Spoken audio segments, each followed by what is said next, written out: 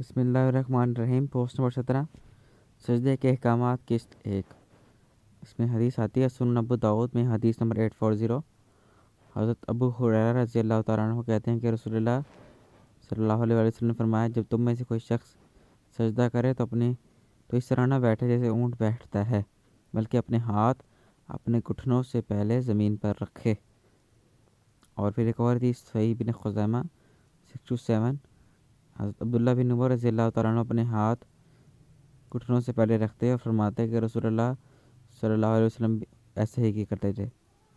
تو اپنے ہاتھ گھٹنوں سے پہلے رکھیں گے، اسی کا حکم ہے اور یہی سنت ہے۔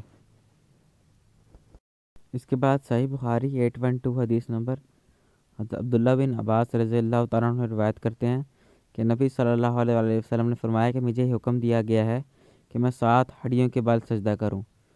پہلا پیشانی کے بل، یعنی کہ ماتھا جسے کہتے ہیں، اور آپ نے اپنے ہاتھ سے اپنی ناک اور دونوں ہتھیلیوں اور دونوں گھٹنوں اور پیروں کی طرف اشارہ کیا، اور یہ بھی فرمایا کہ ہمیں حکم دیا گیا کہ نماز میں کپڑوں کو اور بالوں کو نہ سمیٹیں۔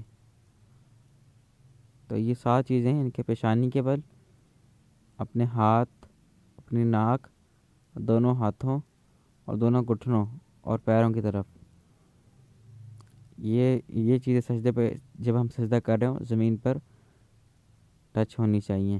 اس کے بعد سنن ابو داؤد حدیث نمبر 734، رسول اللہ صلی اللہ علیہ وسلم اپنے دونوں ہاتھ کندھوں کے برابر رکھتے تھے۔